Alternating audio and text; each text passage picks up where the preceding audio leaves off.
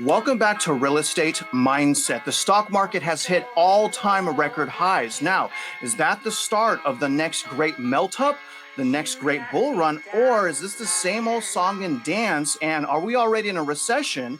And is the Fed and government just going to backdate the data showing that we've been in recession this entire time? Well, you're going to find out about all of those things today.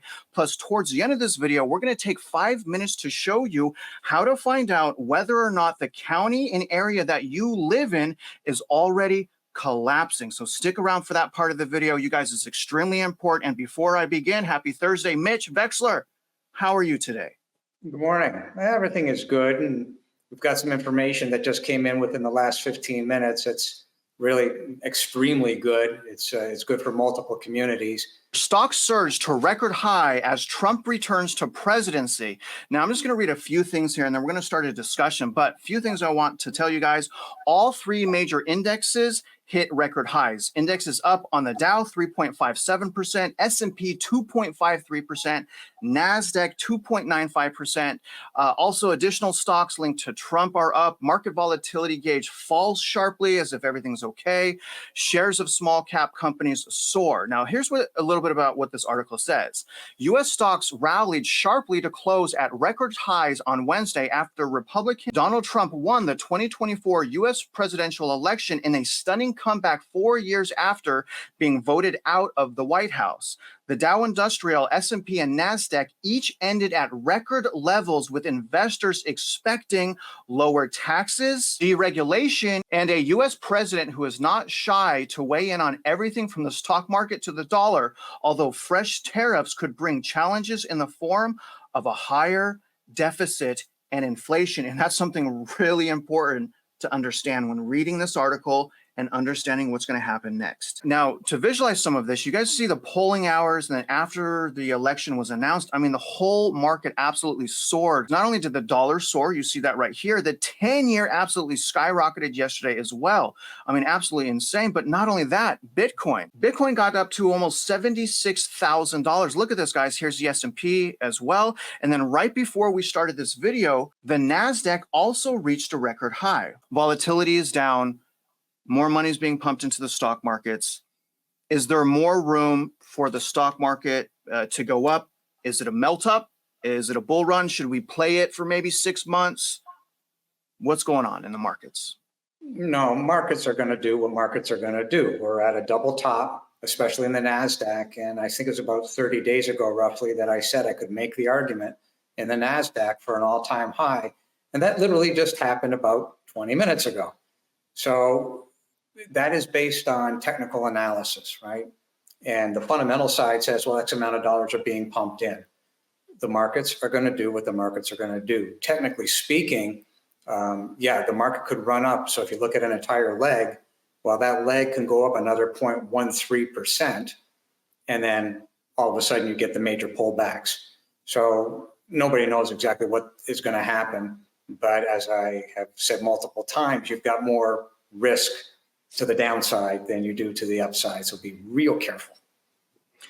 And my next question is going to be, why did the Federal Reserve cut interest rates today, being that inflation and the expectations are still out of control? And I want to show the viewers just how bad it is. We've been tracking this periodically over the last 2 years, Mitch. This is the 5-year break-even inflation rate. And it has, like, no one's talking about this, has been absolutely skyrocketing. It's up to 2.46% right now. This can go all the way back to September of 2021, or even right here to April of 2024. In other words, the trajectory of inflation and the trajectory of inflation expectations right now are becoming ungrounded. So, Mitch, why would the Federal Reserve cut interest rates at the same time that inflation is going up? Is it potentially because there's something behind the scenes that's going on that maybe we don't know about? No, pure ignorance, pure arrogance. That's the best way to describe it. And I just want to deviate for 1 second. So RFK came out this morning and made the announcement that he intends to shut down the FDA. Well, therefore, why is it that we as citizens could not demand the shutdown of the Federal Reserve? I've been pounding the table on this since day one of these videos. The Federal Reserve should not exist. It was created for the sole purpose of backstopping the banks.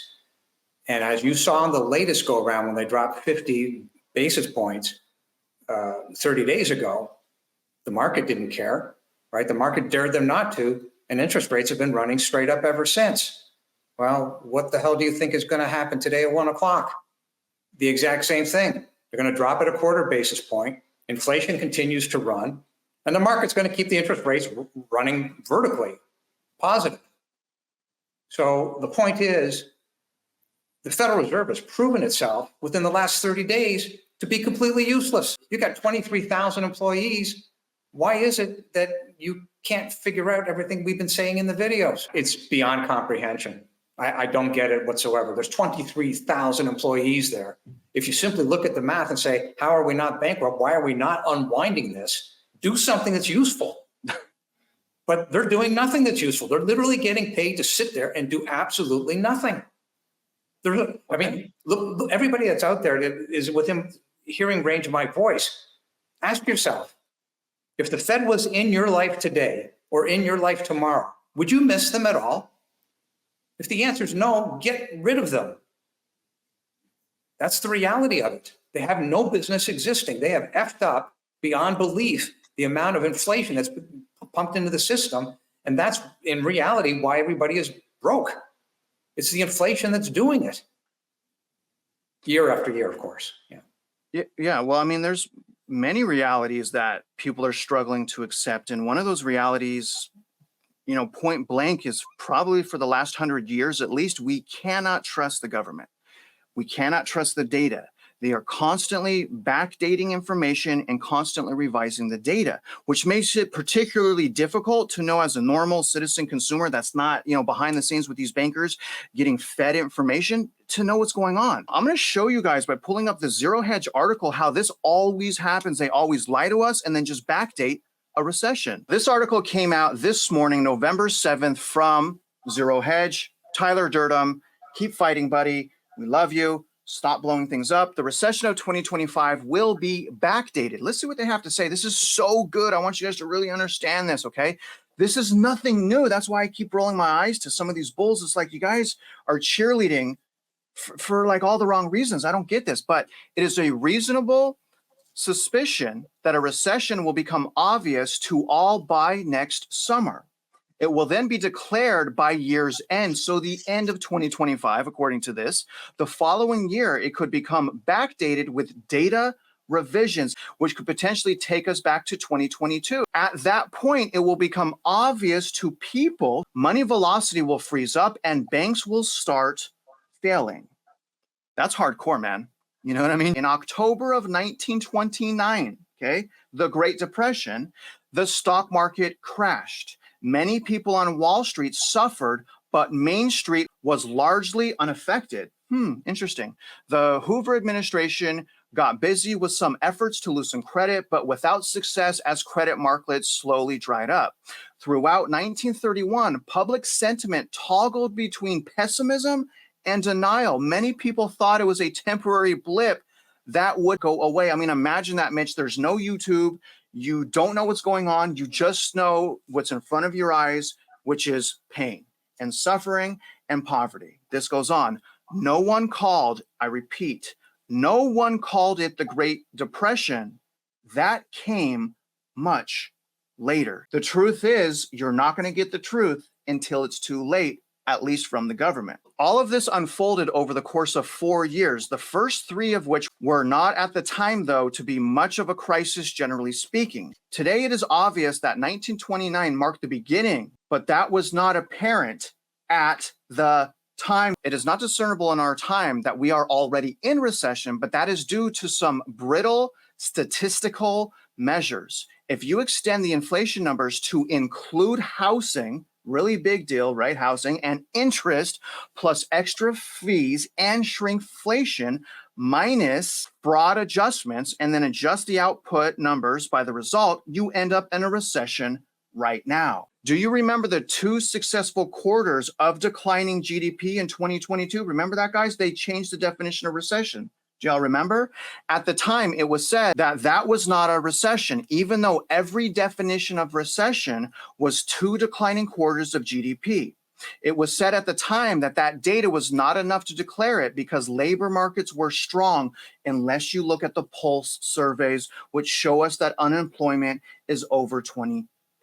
Again, that is located in the Census Bureau pulse surveys. Trouble was that this too was an illusion. Most of the job gains were in fact in part-time jobs and multiple job holders, not to mention it was revised downward by over 800,000 jobs. And those gains went to foreign-born workers, not native. So if you were born here and you were native, this is not your growth. These are foreigners. It's in the data. So Mitch, if history repeats itself again, like apparently it always does, every single recession, what data do you think that they are going to backdate? Do you think it will have anything to do with the labor market or more GDP? Where do you think the data revisions will start? Well, they'll try and move the goalpost again, as we've discussed recently. But my numbers show that we've been in a recession since last October. And that's using what they had as the prior real definition of a recession. Then they move the goalpost and change the numbers around in a little kabuki theater.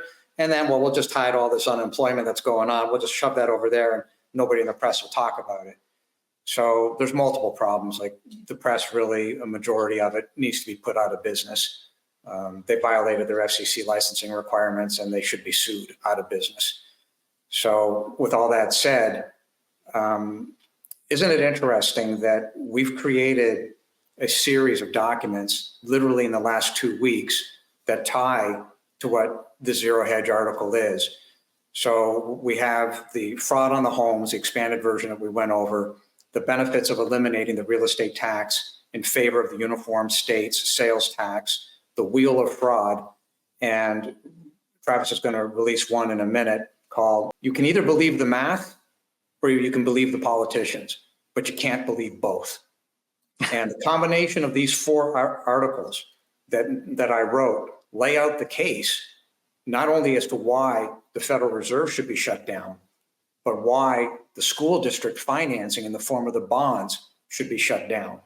And to that point, what I mentioned at the very beginning of this video, information that's just come in, well, it turns out that we, and when I say we, I'm talking the collective we, everybody's seeing these videos because everybody's had a hand in this, whether they realize it or not.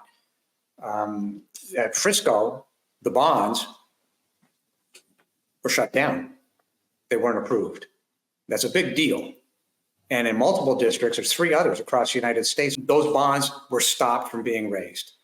So when you take all that into account, we as the collective society really can make a difference. And there's something coming up momentarily to get to that point.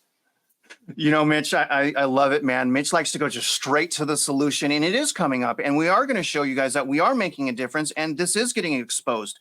But I wanted to ask you, going back to what you were saying, do you think that the media is playing the freedom of speech card to lie to us about the data, Mitch?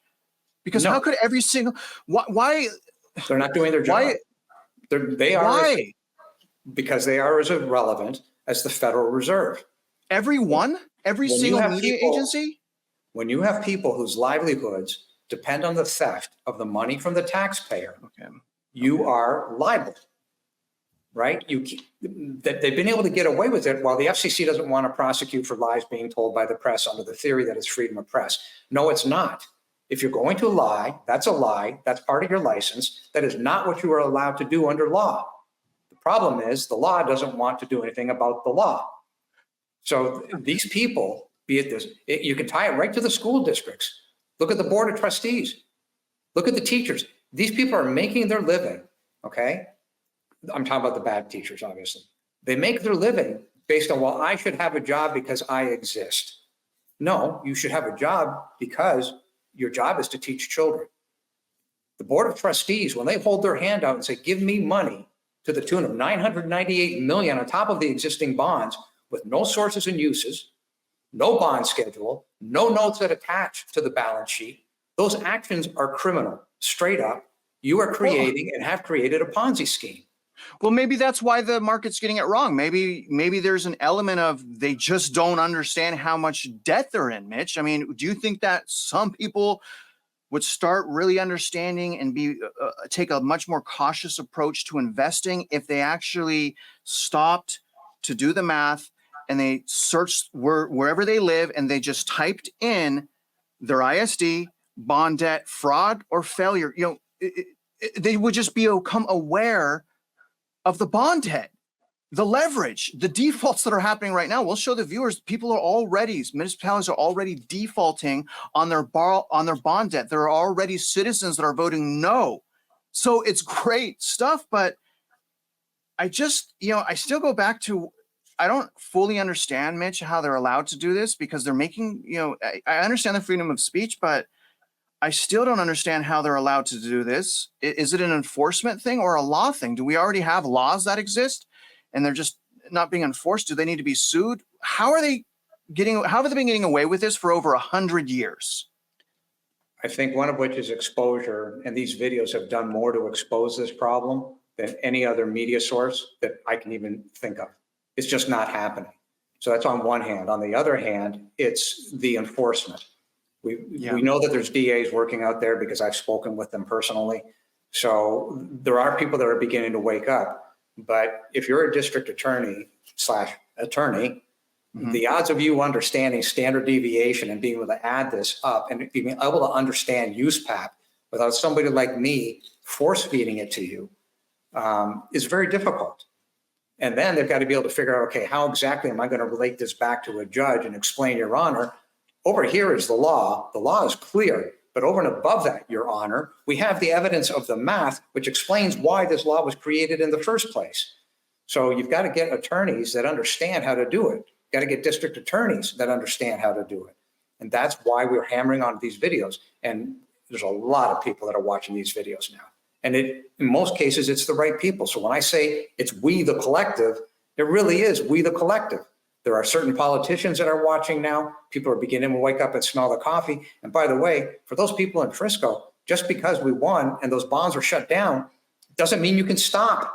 I know, right? I mean, we got to go under the Freedom of Information Act. We've got to get all this information, and you have to keep going. And eventually, if they won't turn the information over, you're going to have to sue. You can't stop. Well, that sucks for normal citizens to have to be put in that situation to extend their time and resources like that, Mitch. And here's what I want to try to do for you guys. I don't want you to believe us. All I'm asking you guys to do is just find out for yourself. We're saying something, the media is saying something else. So what I'd like you to do, and I'm pleading with you guys, take 5 minutes, do this right now. Go to Google. If you live, depending on where you live, say you live in Phoenix, Arizona, I want you to go to Google and I want you to put Phoenix or whatever county you're in. Okay, say it's Henderson County. I know that's Vegas, but say Henderson County ISD bonds, Henderson County bond fraud, Henderson County ISD fraud. And I want you guys, please, to find out for yourself. And then once you see what we're talking about, the next challenge I have for you, and prove me wrong, prove Mitch and I wrong, and email us. Find out the total amount of bond debt. Should be something really easy, right? Where they're issuing bonds on the ISD level at the implicit guarantee of me, the taxpayer. So that should be easy to find, right, guys? I challenge you to find that out yourself. And I'm telling you right now, you're not going to be able to. And let me show you something. This is a localized situation. If you want to know whether or not your metro area or your location is collapsing, generally a good way to do that is starting with the municipalities and the bond debt. You see right here, this article, this is all recent data, you guys. Another North Texas school district considers closing schools. And I just want to read a few paragraphs here. Texas, another North Texas school district is considering closing schools due to budget constraints and declining enrollment. Louisville ISD is considering potentially closing, this is insane actually, 5 elementary schools. So it's too late, too little, too late. You shouldn't just all of a sudden go from closing none to 5, right? Now, this is last part right here. This is from the ISD trustee. I wish that we had the relief that we needed from the legislator. And I'm going to tell them right now, the relief that you need is you need to fire half the people there. You need to make everything transparent. And the relief that you need is you can no longer spend our money.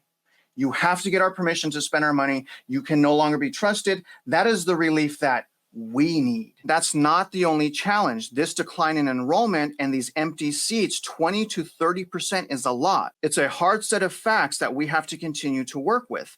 And personally, I don't send my children to the ISD because they're absolute trash. And I'm not knocking the teachers. I want to be very clear about that. There are some wonderful teachers, and most teachers are drastically underpaid. But look at this headline, November 5th, Houston ISD, thank God, propositions A and B will not pass. So there's all this corruption. Harris County is my own ISD, by the way. So this is my ISD I'm talking to you guys about.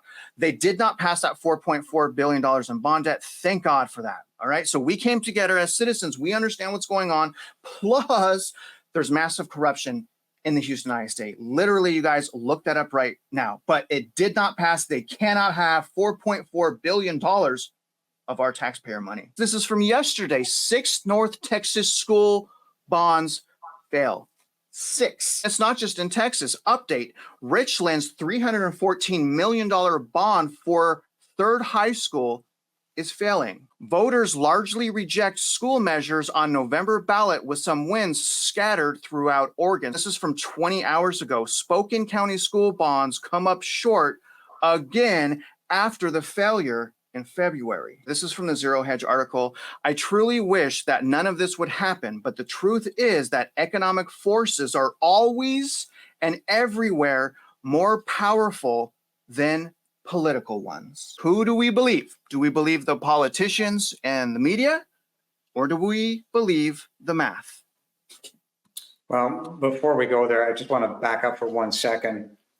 As Travis went through that, it became real clear that what I said is we, as in the collective we, have made one hell of a big difference here. And everybody has control of their local areas. And to that point, these school districts need massive workouts. Everybody in their locality can decide what it is they want to do. Do you want to shorten the school hours? There's all sorts of things that can be done. But these debts have to be worked down. And that's a binary decision. And that's what I wanted to point back to Travis. This isn't something where we can just sit back on our laurels and say, okay, we accomplished the task temporarily. No, It's not. It's a binary decision. What they have done with this system is corrupted it to the point where it can never be allowed to happen again. And therefore, the workouts on the debt must occur. People that are making their living off the backs of the real estate taxpayers have to go. It's over. And you can't stop. And when you start looking into you should be looking at in terms of what your school district is doing in bonds and what the bond schedule is, and you can't get it, well, it's time to start filing suit. So it's a binary decision. Do you, the real estate taxpayer, all of us, want to allow this to happen again? Or now that our foot is on their neck, do you want to break their neck? You have to stop this, because otherwise it'll just regenerate itself in another 12 months from now. These people are well-funded. By the way, it's your money, our money. So they're well-funded. They're using our tax dollars against us. But the truth of the matter is they are in receipt of stolen taxpayer money by virtue of the fraud that they've committed. So you have the school districts, which are the taxing entities that own the central appraisal districts, and they're colluding to steal all of our money. And that is the reality of this. It sucks, Mitch. This is something that Mitch made here. This is, you can believe the math or politicians, but you cannot believe both. It's actually, I think, it's 3 pages. And I want to let you guys know that everything that Mitch was talking about in the beginning and what you see right here, it's going to be linked in the video's description. It's going to be under a link called Why Should Property Tax Be Illegal? And you guys, there's about 15 to 16 documents in there. It is so good, and it is free. This does not cost you anything. So Mitch, can you explain this document that you made right here, sir? Well, everybody can read it on their own because it is 3 pages long. But in essence, what I've done here is I've summarized some of the math in terms of, okay, fine. We know that $21.25 trillion of overvaluation was created. And we know that $450 billion has been stolen in overtaxation as a result of the overvaluation. So we went through all of that, and then we looked in terms of the inflation and what had happened. So it's kind of a summary document in reality tying back to that big 1 hour and 45-minute video that we did recently. So it's a combination of these 4 documents, be it the wheel of fraud, the benefit of eliminating the property taxes, the real estate taxes in favor of uniform state sales tax, the fraud on the homes, plus this document, which is you can believe the math or you can believe the politicians, but you can't believe both. It's the combination of all 4 that lays out the case of what I was saying. This is a binary decision. All of us as property owners cannot stop. These entities that are stealing the money must be shut down. And we've gone through all that on the benefits of eliminating the real estate property tax. You know, I hope that you guys are taking this information and you're sharing it because it's free. You guys have been helping me put a trip together to North Carolina, and I wanted to give you guys an update on that. If you guys want to participate in this, there is a GoFundMe in the description of this video. You don't have to. I'm still going to make public all of the information, but I did want to give you an update. I am no longer base camping in Spruce Pine. They actually moved me to Bear Creek, so I will be stationed right here in the mountains. I'll be working with Mitchell's senior citizen, and the disaster relief took these areas over. So we're going to check in and they're going to send us out to help people. Now, where I really want to go, and also what's interesting is look, it's right next to that mine, the quartz mine I reported on, Mitch and I reported on a little earlier. But here's the thing, you guys, throughout this whole little area right here, these people are in dire need. About 6 weeks later. So you have here, we're trying to get out to the relief area right here, and really this whole little area on 197. So there's still a lot of bad things going on all along this area. We're going to try to go south right here to Black Mountain as well. So we're going to cover Black Mountain. We're going to cover Swananoa. And then if I have time as well, I'm going to try to go south down here to Bat Cave and Chimney Rock. And what I'll be doing, you guys, is we'll be helping to clear areas and also providing water tests to people in those communities. We've reached out to many people. My goal is to work in the mornings and at night and during the day, try to meet with peoples and locals to get their testimony so we really understand what's going on. It seems like no one cares about these little mountain towns right here. And again, this is 6 weeks later, so I really want to know what's going on, but I want the locals to share their testimony. In other words, I prefer not to give my testimony. I want to be there to help. I want to be there to share their story. It is very expensive, but I do want you guys to know we have 3 water tests and we have a chainsaw now. We have safety gear, and that could not have been done without help from this community, without help from you. I want you guys to know real quick that the real estate mindset community is going to be responsible for every single water test done on this trip. And because I was able to get a chainsaw, and my God, I've been taking a lot of classes on this because I've never worked a chainsaw to this degree. It's going to be because of you. So every single tree we cut down or we clear, I want you guys to know it's because of you and our community. And that's a beautiful thing. So thank you. Look forward to sharing that story with you guys. But I'm warning you, I only got about 2 or 3 more videos before I leave. So Mitch, I'm going to miss you, buddy. Anything you want to say about the trip? Or anything you want to say to end the video? Yeah, you pretty well have the trip covered. You know what you're doing. At the bottom of this video, there's another document that I sent over to Travis about an hour ago. It's the Freedom of Information on the school bond schedule. So many people have been asking, well, what do we want? We want to go get the schedule, we want to get the bond schedule, but how do we do it? So through the Freedom of Information, I created a list that you can use and attach that list to your Freedom of Information request to your school district. And more than likely, they will say we're not responding, which would be more than likely a violation of their law. Here in Texas, it would be a violation of Chapter 45 of the Texas Education Act. So we'll see what happens. But nonetheless, this is now in the process here in Texas in multiple districts. So we want it to go national. You can take it. Again, it's for free. Use it, file your own Freedom of Information. When they tell you we're not responding, there's your level of corruption. And the reason they're not responding is because with this information, you will prove that they are bankrupt. Outstanding work, Mitch. I hope you guys really take him up on the offer to help guide. Obviously, we're not financial advisors. We're trying to do the best we can to help as many people as possible so that we can make a permanent change and we can get our country back. And I'm not trying to put any words in your mouth, Mitch. Would you agree with that? I just think the crimes are the crimes. And with regard to the housing prices, again, it doesn't matter what side of the aisle you're on, because fraud does not denote anything other than the fact that it's a fraud and it is acted upon on everybody. However, certain people participated in it, and frankly, a lot of those people need to be put in jail. You know, and one thing I can't stand about, and I'll end here with this little bit of a rant. One thing I can't stand about YouTube is these people that are warning people of impending collapses and impending stock market collapse, housing market collapse, but they're certified financial advisors or they're real estate brokers. And so on one hand, they're saying, be aware, stay away.